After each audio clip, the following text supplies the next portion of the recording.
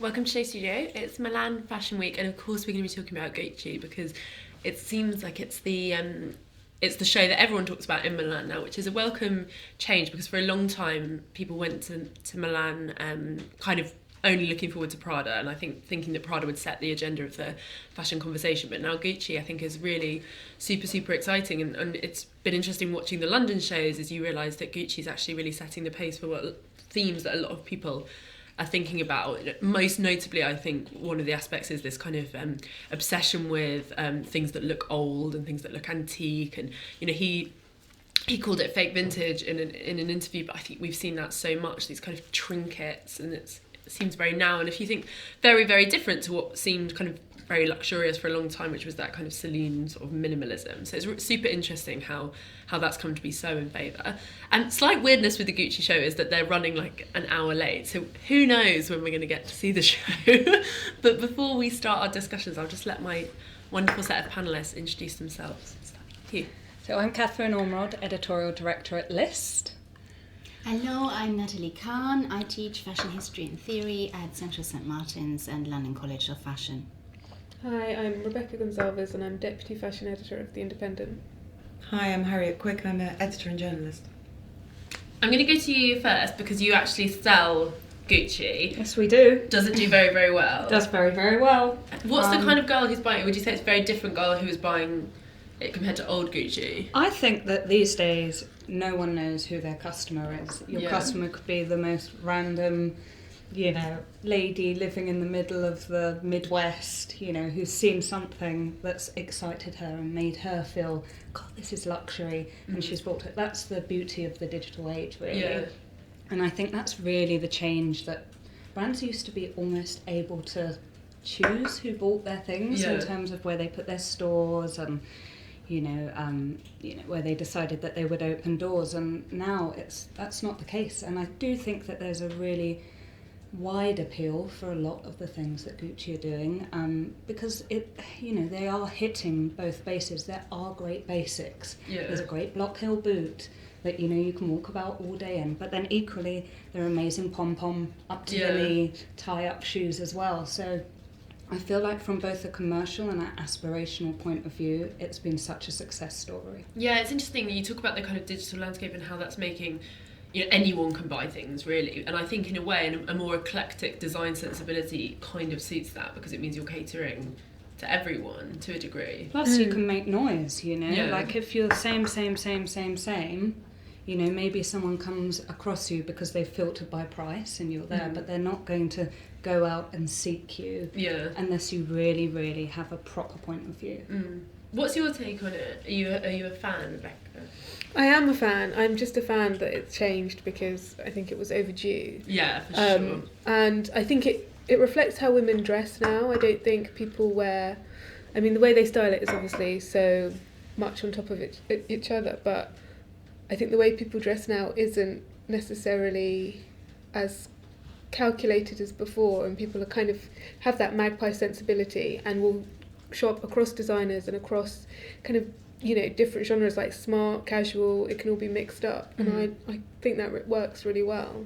And also I think the way that they've kind of nailed the shoes, the bags, that strong aesthetic, they're the pieces that are always going to be the lifeblood of this brand, and they haven't rejected that. What's your take on it, Harriet?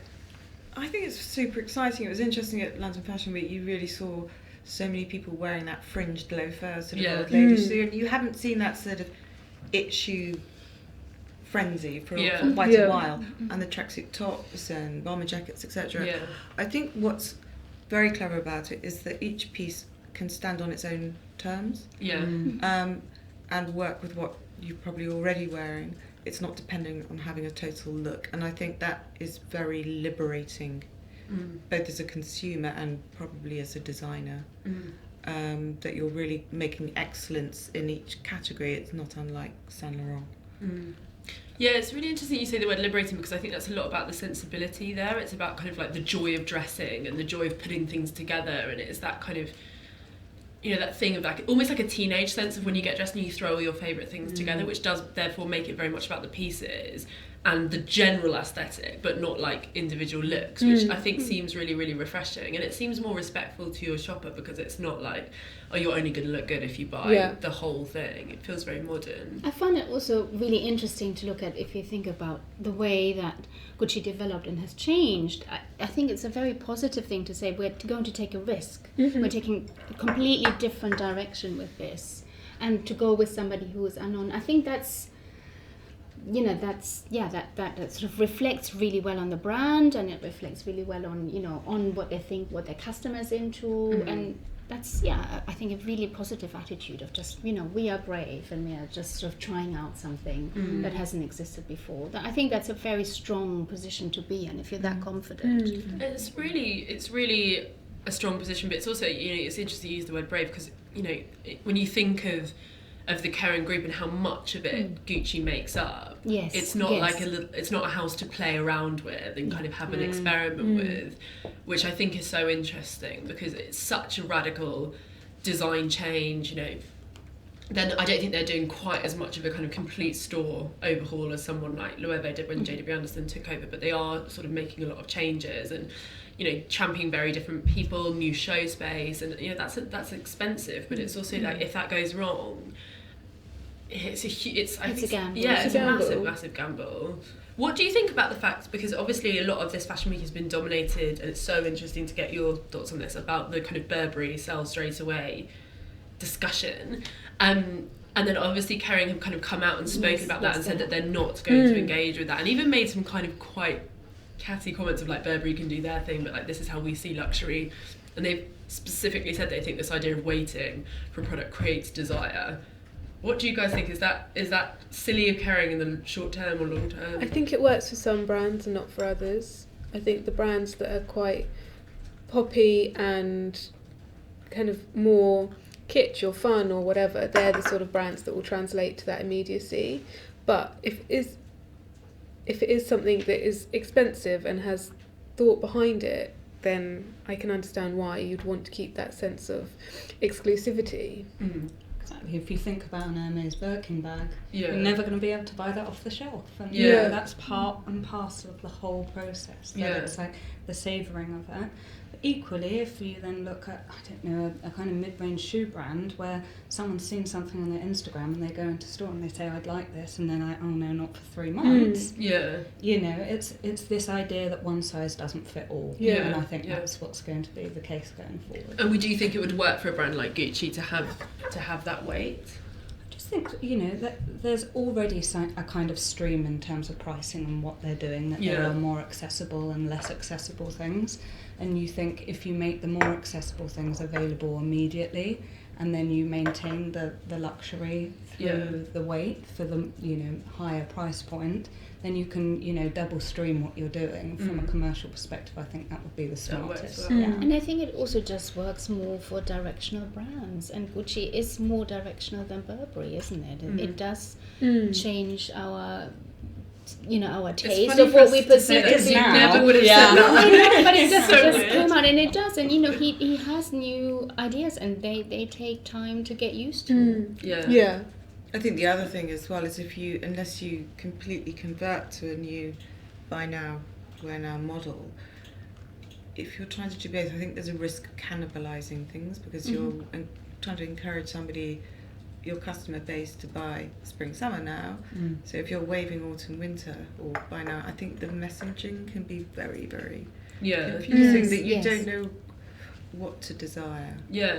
That I really agree with that. This is why I don't know for how long this idea of waiting for something makes it more luxurious will work. I think people understand waiting for something because it's being made for you, or waiting for something because you've ordered it and it's being customised. But I think, you know, houses are very good at, you know, if you look at Valentino have been excellent at this, about talking how much work goes into something.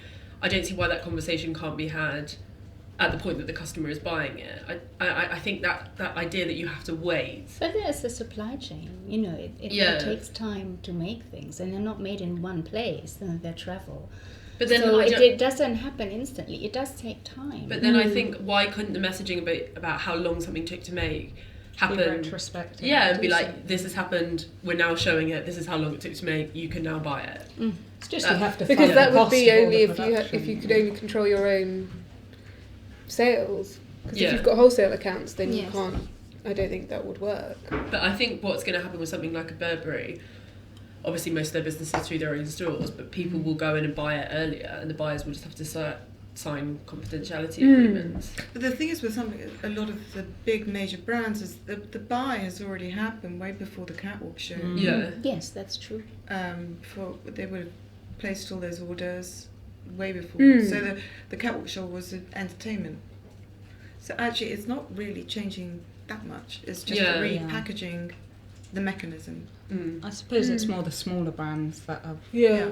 you know, waiting for the Matches and Net-a-Porter and everyone to make their orders. They've got to front all of that production. Yeah, you know? yeah. It's worrying for that.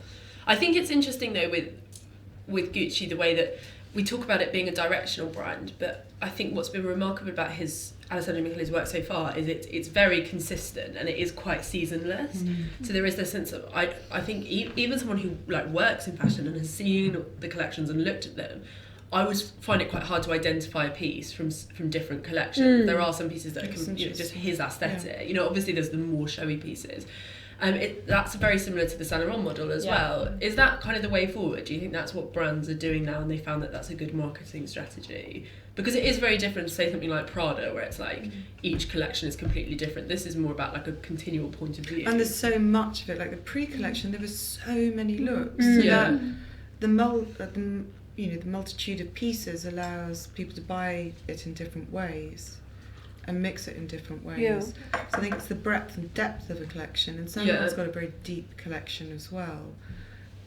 Takes it out of that seasonal kind of stamp in a way. Yeah, it definitely does. I mean, we've been talking about the death of trends for a long time now, and that idea that taste is timeless and it's something that transcends summer, spring, 2015, 2016, and you know, lots of magazines as well have had to respond to that. And even high street brands, you know, like And Other Stories was built on the concept that there were 4 types of women and this is how they shop and this is their taste, and every season they're going to come and buy this type of clothing beyond trends, you know. And obviously there are still things bubbling up that you go, oh, I want to update and so on and so forth, but you know, a minimalist girl is probably not now going to throw all of her Celine out and say, I'm suddenly this heavy trinketed Gucci girl. You know, I think that's possible though, don't you think? Well, I think people are much more connected with their fashion identity these days. I think that's what the style blogging and Instagram revolution and know your own taste and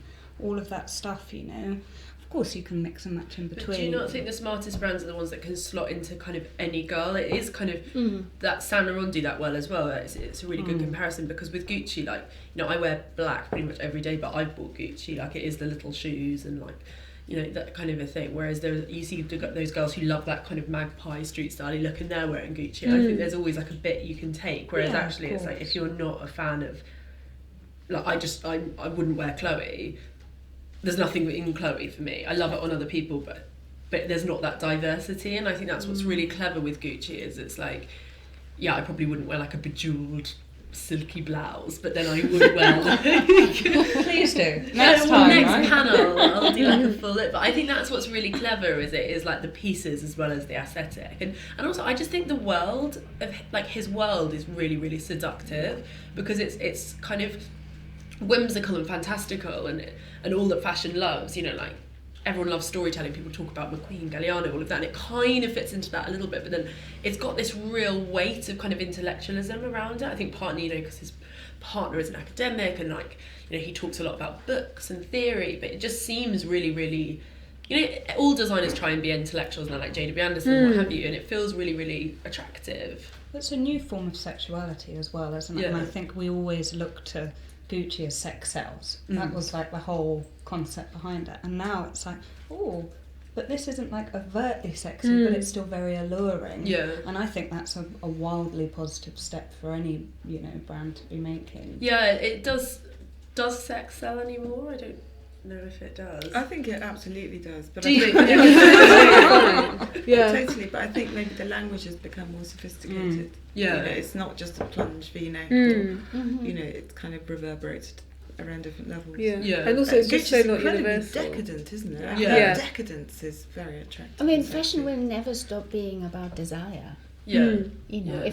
if it's the sex appeal of the inorganic, as Walter Benjamin said, or if it's about selling your body or putting your body on display, that it will always be about sex. But Gucci's more kind of subversive, you know, it is quite sexual and sensual, like, you know, even the women's wear that was shown at the menswear collection, you know, there was a lot of very, very high heels that, you know, it seemed very, very Gucci, but then they were shown with these kind of very almost like childish pieces, and it was much more subversive and almost like a little bit fetishy, which in a way feels more current if you look at what the designers in London are doing. So people like Orion Lowe or Mimi Wade, who showed at Fashionista, it's that kind of sensibility where it's a bit kind of fetishy and a bit dark and it's a bit childlike. And I don't know why that feels so sheer relevant. at the same time. Yeah, it's weird, so isn't wrong. it? It's so wrong. I don't know why that feels really current as well, because I don't know if it's empowering. Like sometimes I look at it and I'm like, oh, is this like, you know, in any way better than just a bodycon dress? It's really, really weird. What's your take on it all? What, on the sexiness of Yeah. it? I don't know, because I think sexiness is so important when people are shopping, even if it's something that is completely sublimated and you don't even think about it. But I think Gucci is quite sexy, but not in the old sexy way. It's like a new sexy way. And I do think that intellectualism is becoming more prevalent, but also I think it's being handled in different ways by different people and it's more appealing. Like, I don't find J.W. Anderson's version particularly attractive just because it's so spiky in the way that he is. But this is much more sensual, it's much more about pleasure, it's much more, it might still be challenging but in a less competitive way, I think. Yeah, it's very warm. I think it's very, you know, it is that sense of, you imagine, he's the kind of designer you imagine if you went for dinner with him, you'd have a really lovely time, you'd learn a lot, but you'd never be made to feel stupid, even if you were really, really stupid. Like, he's like, it is, I think it's interesting you say it's about pleasure, like it's very warm, it's about like what you love to do and your taste, and you know, and I think that's what's interesting is even when he put in things like, you know, when he put the Snoopy motifs in, it's not the same as like someone like J.W. Anderson putting a snail where it's like playing with sort of bad taste. It was just like really joyful. He was just like, Snoopy's great, I love Snoopy, like here's Snoopy. It wasn't, and I think that's what's quite interesting. It is about sort of whimsy in that sense, which is nice. It's interesting what you're saying of not feeling stupid, because I thought about that too. It's a really clever, and I don't know, and I was trying to work out how he does it, because there's sort of, it's not that the brand is trying to appeal to an intellectual elite, or that it's necessarily sort of built on cultural capital. You have to make those connections together, and you've mentioned some designers who work like that. But there's something else that he is doing, and I think it's because it's very polymorphous. It's very, you can interpret it in any way you like. Yeah.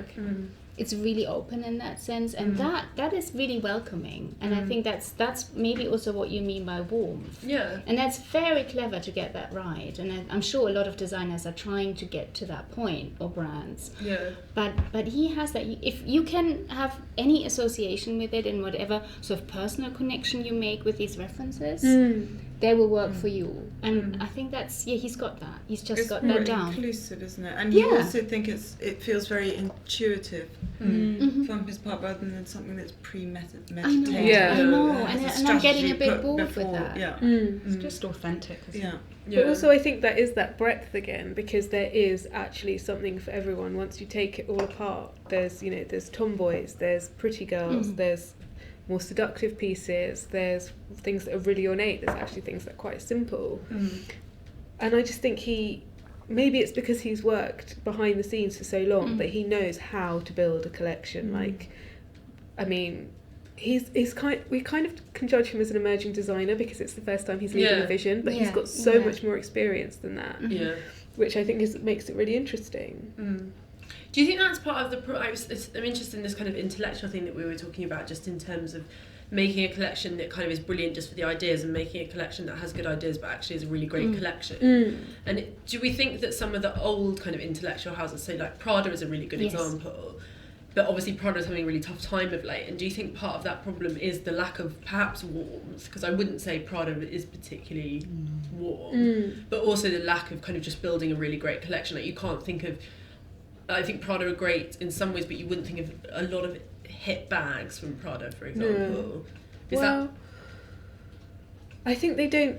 I think the bags are probably quite stable, but they don't do the it bags in the way that other brands do. They don't, and they use their collections as that's the it collection, and then the bags kind of maintain some consistency. And I think that's their strategy more. I think Prada can be just too difficult sometimes, and I think people don't necessarily want to be challenged in that way, and I think with brands, big brands coming up, there's so much competition now at that extreme luxury level that Prada is just becoming a bit sidelined. I mean, it's amazing, but if you had the money to buy something to wear, you probably wouldn't turn to Prada unless you were, Alex Fury or something, because it's more difficult. Like you might buy a knit, but you wouldn't buy, a total look. Whereas if you could go to Celine and get a total look and know it's something that you could wear, and you would feel really great, empowered and confident and strong enough to wear it. I think you have to be quite strong to wear Prada. We did a panel about the row, and someone used the phrase like problem-solving clothes. It was Paula Reed. She said, I wear these and they solve a lot of my problems. And I was thinking about that. I really liked it. Yeah, it's true. And then I was thinking about with Prada, is like Prada does not solve. Prada creates your problems. But and I kind of think Gucci kind of sits somewhere in the middle. It's not one of those like women serving brands like the Row, or to an extent Celine, where it's about chuck this on and you're a working woman, you do this, you do that. But I think there are enough pieces that you can do that. But then it's kind of tricky and complex at the same time. I think we're going to get to see it, so I'll stop talking.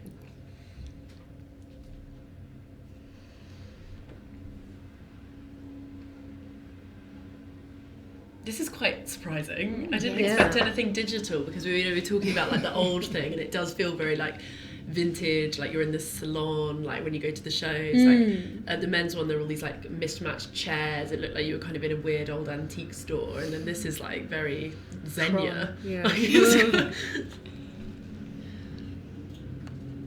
I like that you can see the phones kind of doing the same thing as well. It's a bit... Because we got global warming going on here. The icebergs, but they're not melting. They're becoming black. Yeah. They're sort of... Maybe that's going back to a simpler time. Before the back to the 70s again. I really would not have expected them to do this. This is really weird. Maybe this was our way. Maybe this was our way. Maybe this is what went wrong. This is kind of quite a Vuitton. It's so weird. Yeah.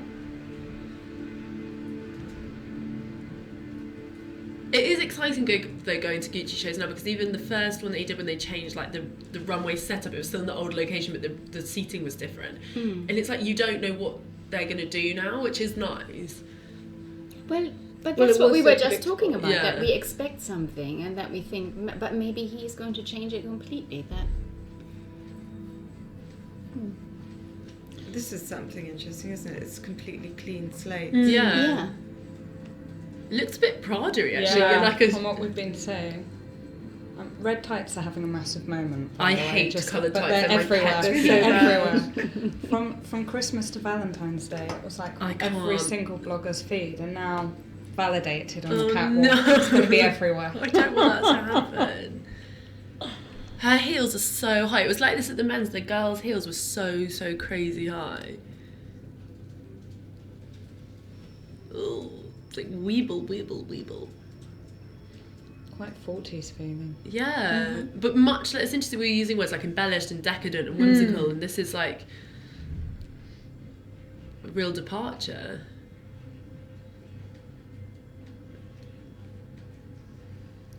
That's gorgeous. Yeah, that's mega. Yes, that is pink tights there. Pink tights, yeah, I can kind of handle them there Pink though. toes, She I looks don't know. amazing.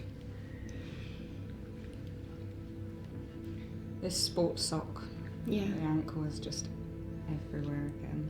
Mother of Pearl did it so well with the mules. Yeah. It looks so good. It's much cleaner though. Yeah. Much Less cleaner. fussy. And it's much less layered, actually. Much less layered. It feels much less costumey. Mm. But then I guess that's a reaction because you're seeing everyone, like, I've seen so many shoots like styled like the Gucci thing, so I guess there has to be an element of... And there were such clear references last time, the filmic references to... It's weird because everyone talks about how genderless his work is, and I just, this is like not genderless slightly, do you know what I mean? It's... What I like about it is that it's not retro. You know, What does that say? this idea that it's Real. that nostalgia is such an important part of it, but this is not retro fashion. It's still, it interprets it and does something very different. Well, it's intelligent nostalgia, isn't it? It doesn't That's feel... lovely. I love all the pure colours. I like all the Wow. pure colours. It's so nice how they're doing all the heritage prints and everything. Yeah. But also, it's that thing where everyone's using colour for Gentleman. autumn, winter. And I really like it. Yeah. Mm. But then that's the thing with that is the one thing that I'm intrigued about with the Karen Group's response to the buy now thing, is whether they will engage with the seasonless thing, because I don't think anyone can deny that February, September thing is very intelligent. Like, that is just better, because... I think considering how international those brands are, they can't not. I mean, Yeah. they always have, just in the showrooms. It's just now they're packaging it up into the catwalk because that's what everyone is looking to.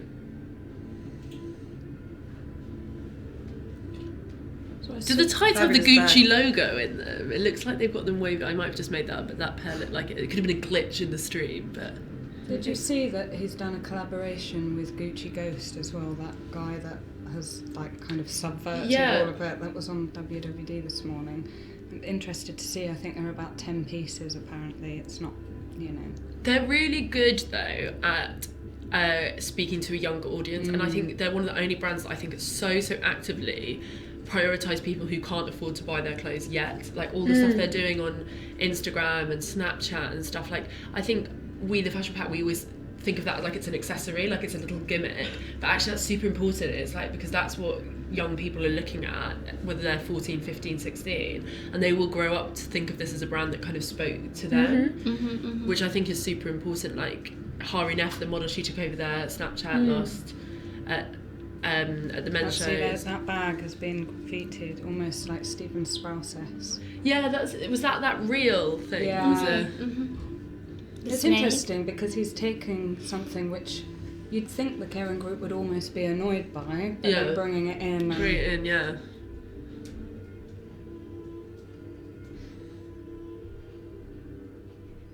I'm surprised that it hasn't been more on the red carpet or more established people, because it's kind of like young girls are wearing it a lot. Well, But- it's not that easy, I don't think. Like, Nicole Kidman wore it and it just didn't look It didn't right. look right, yeah. I'll be interested to see who they dress for the Oscars and what they do. What I'm they assuming do. it's going to be bespoke. Florence looked amazing at the ground. Yeah. You know. Now it's getting a lot more mad again. It kind of started simply and... Quite like It's totally riveting, isn't it? Yeah, the way I it's am paced, obsessed because you've got with that it. sort of clean cut tailoring and then something. But through what the I smoke love and is it feels mirrors. like characters from a film. Like it feels like he's done the costumes for a film, and then you're just seeing a walkthrough of all the characters. Yeah, I from really love Chinatown. That. Yeah. Yeah, it's Yeah. amazing. for love and whatnot. But at least the references aren't quite as obvious as they were last time. I think he's very he's integrating and mixing it. See, that looks very wearable, doesn't it? Big Bird. It's fabulous. Sesame Street reference. I love Sesame Street. But you see, that's also a really interesting thing, that, you know, nostalgia only works if we make an emotional connection with it. Yeah. And if we don't have that memory or that time in our lives that is now past, then nostalgia doesn't work. It doesn't exist. So it's only over the emotional. It's never visual. Nostalgia always works Emotional. on the emotional Which is level. really interesting, because going back to that thing of how this appeals to people who don't even like that taste. Like, I'm not a maximalist dresser, but I like it because it reminds me of things like going in the dressing up box when I was a kid, or like wearing like, you know, relatives' jewellery, Exactly, you know, when you're yes, like bored at a family lunch and you start putting on all of that. It's like those kind of things that it appeals to, which is quite joyful, when a lot of fashion is about, as you were saying, Rebecca, it's about taking so much care about how you get dressed, and it's almost like you have to be cautious, whereas this is like... Throw it all on. Exactly. I feel bad for those girls given how long that runway is. There's some The shoes. outstanding full gowns, aren't there? Yeah. I like the way they're really mixed in though. I like the way it's never like evening wear at the end. You know, because that was such the Gucci thing. It was like the day wear, and then like the lights would dim, and then you'd get like the finale. Yeah.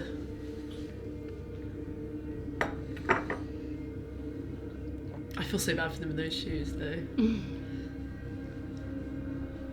And the other thing that I noticed looking at how he interprets fashion history and what he's interested in is that there is no sense of irony.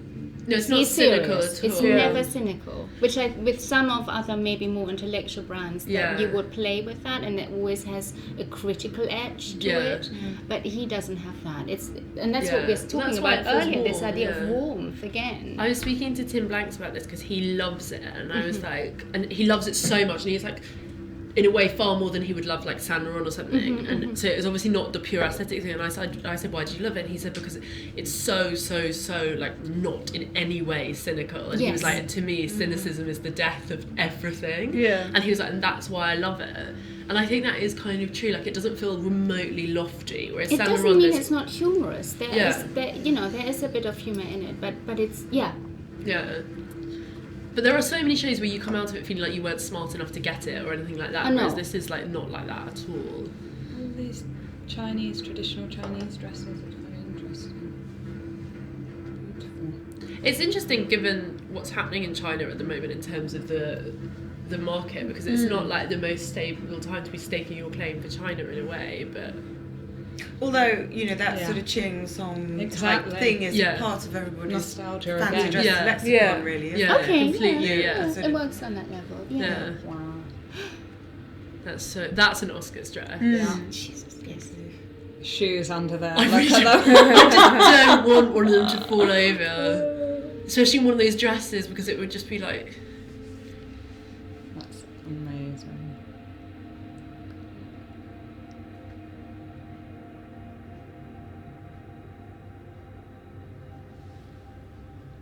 Look at those shoes. Those shoes are very Frida. That's what's weird. Like...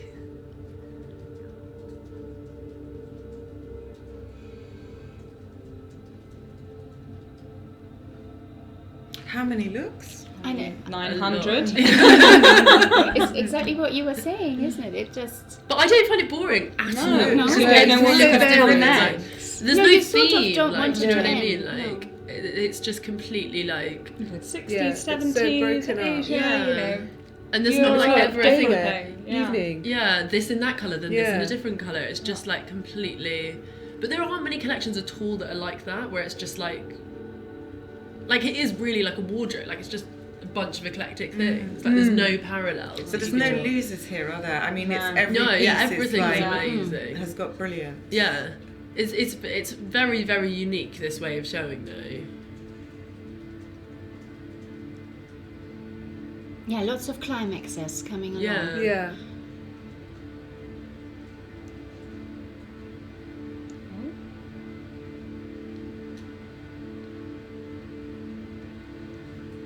It's interesting that to have something so futuristic in terms of the presentation against something so kind of old-fashioned.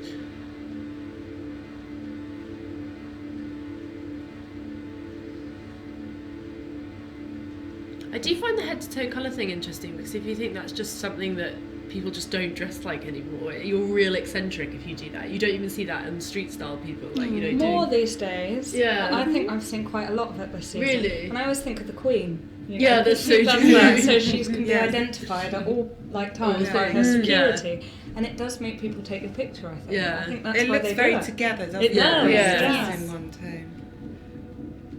I saw that pink look is my Yeah. favourite. Look to coming Look your way. to Marshmallow Lady. So it's interesting because it seems like there's elements of this that were completely what we were expecting, but elements that weren't as well.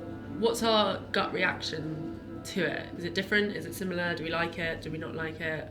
What do we think? I think we definitely like it. I don't see how you can't like it. That's the thing, because it's. I also think it's like. I feel like anyone watching this as a fashion show, like they might take issue with like how high the heels are or how thin the models are, the normal things, but it's just like what a fashion show should be. Do you know what I mean? Like, it's also, I say this on panels all the time, but I was talking to Amanda Hollick about why Izzy Blow dressed so well, and she said that children used to just find her so exciting. Like, if they saw her in the street, they would like want to go and talk to her. And I kind of think that about this collection as well. It's just like, it's quite visceral. Like, it just appeals. Like, it is that dressing up box, like naive mentality. So many characters there. You've got, you know, your leather jacket. Oh, you've got your, you know, there's just such a pre-Raphaelite girl. Yeah, Yeah. pre-Raphaelite girl. It's like, whatever the theme of your fancy dress party, there's something available here for you. Just look at that, it's amazing, like all the different colours. And I love the furriness on the sleeve, it's so beautiful. It's interesting the number of gowns. I wonder if they are kind of staking their claim a little bit for red carpet. It's really funny, I was watching like Fashion Police, I was in the US over the Grammys, and when Florence came out wearing her beautiful Gucci dress, they were all like, whoa, it's so, really? like, for that kind of red carpet thing, this is Yeah. quite Yeah. extraordinary. Like, it is pushing every boundary. Yeah, that's interesting. When you think that everyone's in a nude column dress, Yeah. you know, it's difficult. It and is there will difficult, be yeah. people that say they're on the worst dress list, of Yeah. course. you Yeah. know. But it's how it's styled as well. Like, she looked great because it was just her in a dress, and that really works. It's when it's someone who's normally really coiffed or, you know, very perfect, and it's just like, it doesn't, that doesn't work with it. Yeah, it's not one of those dresses that you can just put on someone. I think you have to inhabit Yeah. these Yeah, gowns. the you know. character. I wonder if I just don't see why it would benefit Gucci at all, but you look at some of these pieces and you wonder if they would move into a slight kind of couture type business where they were doing one-off pieces for certain key clients, but I just, you know, the money they would make from that would be so minuscule, it wouldn't be worth it, but it seems like very in tune with the ethos. Oh, he's yes. I love him. He's so cool. He wrote me a letter after the men's shows and I freaked out. He literally just wrote, "Thank you for the review." Is it written Oh my on God. vellum in like a... No, it was just black pen. It was really funny because the Gucci PR emailed me and was like, "I have a letter for you from Alessandro. I'm sending it to the office." So I was like, "Oh my God, what's he said? He's going to ask me to be his muse." Like, I was freaking out. And then I opened it and it was literally like, "Thank you for the review." But I was still very happy. But that's that old-fashioned manners thing. Yeah. He's got Yes. that very Amazing. chivalrous, he's very... Yeah, absolutely. He looks very happy. Yes. Okay. You would And be, hey, wouldn't he's you? walking the length of the catwalk, so Yeah. Yeah. it's not that bad he made the models do it. Yeah. So we're impressed then. We like it. I think it was outstanding. Yeah. Absolutely. And do we feel like, it's interesting, we talked a lot about how the old elements of it, but do we feel this is where fashion should be now? Is this current? I mean, it's current for Gucci and what they're trying to say. I Yeah. don't think that it would be current for everyone. Yeah. And you know, it was great to see it. Yet again, there wasn't everything new here. We have Yeah. seen a lot of that before. Yeah. And it's a nice evolution, and it was obviously more streamlined, and we got a bit more of a cleaner kind of aesthetic come through for this season. But this whole idea of doing looks that mean something in themselves and are intact and not just part of a story within Yeah. a collection, I think that's something really, you know, interesting for everyone to look Yeah, at. and it is quite a radical notion that, you know, we're so used to seeing collections which are seasonal ideas, and I think this feels just completely removed from that. Like, absolutely, like, you can't, I just don't think you can sum up his collection. You can't be like, oh, you know, autumn winter spotty, like, you know, like you can usually do, or like, you know, Prada, the colourful one, or the sailor one. You can't do that with Banana him. prints or Yeah, whatever. you know, exactly. it's- Yeah, but that's also what directional means, doesn't it? Yeah. It's not, you know, we're not sort of putting our eggs in that basket, that's what's trending, that's what we're doing. But I think in terms of, you know, what we were talking about earlier, this idea of how do we interpret the past and what do we do with it? Because it's very easy to just reference something, if it's ironic or if it's nostalgic or if it's pastiche, if it's mixing up styles, that a lot of designers are doing. But I feel that it's his attitude of working with history and what he does with it and how he turns it into something that we can connect with it on an emotional level. That's modern. But do you not think there's something also, it is quite radical in a sense, because it almost seems like it's against kind of consumer culture to do something that is so much about cherishing old things, because the very premise of the very premise of fashion is kind of seasonal changes, buying something new. Whereas I know he's calling it fake vintage, so he's not completely suggesting that, but he is. I think this, as much as it is kind of look at these amazing products, it's also a kind of suggestion of maybe revisiting your grandma's clothes, or going vintage shopping. It's also a proposition of a way of living that does seem quite removed from fast fashion. So in a way, it is quite subversive. But that, in essence, is sort of like a really good way of thinking about luxury. You need to produce things that feel like heirlooms, that don't belong to one time or another. And I guess as Alessandro's doing, is that cumulative effect of season on season doing that. You think, actually, if I bought that one piece and maybe the next, you'd kind of amass this thing which actually feels like it would grow in your own life or be relevant. I think that is really wonderful, because you've got faith and trust that it's not going to be obsolescent in 6 months, which is, for the planet and for your pocket, is the most distressing thing. Yeah. And no one was really kind of going for that territory in a high fashion kind of luxury context of like, buy this and hand it on to your grandchild. Like, that didn't seem like a sexy idea, whereas now I think it kind of does. Yeah. But it's like he's got this reverence for the past, and this is the way that people used to shop and dress. And it's the system that has changed. It's not necessarily the beliefs of designers or the way they want to shop. It's the way that people want us to shop. Yeah. I don't believe that there is the demand that retailers and conglomerates want there to be, and that's why they're constantly trying to change and clothes don't have time to sell anymore. And I think it shows that they're kind of struggling. They have a lack of faith in what they're doing, and also they're just kind of plunging I don't want to get too cynical, but this doesn't feel cynical for that reason. Yeah. And it's interesting, because a lot of the times when people talk about a really young generation, when they're like, the millennials or what have you, they act like they're the more generation. But I actually think more than anything, if you look at the kind of brands that are speaking to them, there's not dissimilar to the kind of Gucci way of communicating. So I know Vetements aesthetically is very, very different, but it is still this idea of key pieces that you invest in that are kind of, in some way othered and different from what the rest of fashion is talking about. And they're not seasonal. They're just a great piece that you can wear all the time and use. And it's kind of the same with Gosha and a lot of those designers that I think feel like they're kind of speaking to a younger generation, and there's a reason why I think that is appealing so much to young people. And I do think, we think that millennials are more, but actually they've grown up in a really unstable environment, and they spend less than the generation ahead. They're much more considered about how they're much more they research a lot more as well. And I think that's Generation Z as well. They're very, very careful with what they buy, and they want multiple sources of why they should buy. There are so many touchstones on that purchasing process now.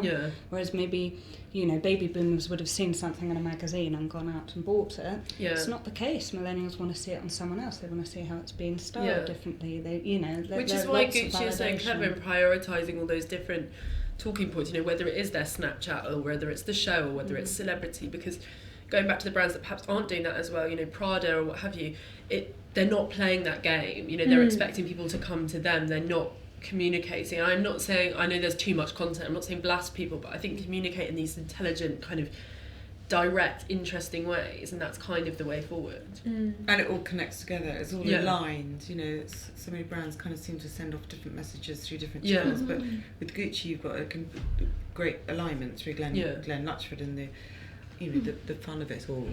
It's very, very smart. But it's interesting because you could see that Gucci effect, you could see the Vetements effect this season so far. It'll be interesting to see, as that takes hold and becomes more the norm, if those brands that are championing it turn away from it in a way. Do you think they will? I don't know, because I think maybe other brands will pick it up for a bit, but the ones that have Thank you. the ones that it's deeper from within, they'll stick with it and it will work for them. Yeah. I just feel like there's a lot of updating that needs to be done though. I feel like there's certain brands who may choose not to see what sort of Gucci or what have you are doing, but I just think there will come a point where they just don't work anymore because they're not speaking to the right people, they're not communicating in the right way. I think there's going to be a lot of changes that will happen. I think you even see it.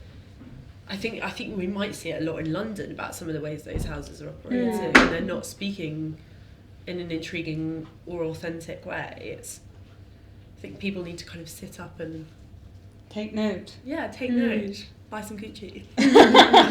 Shall we give him a round of applause? I think so.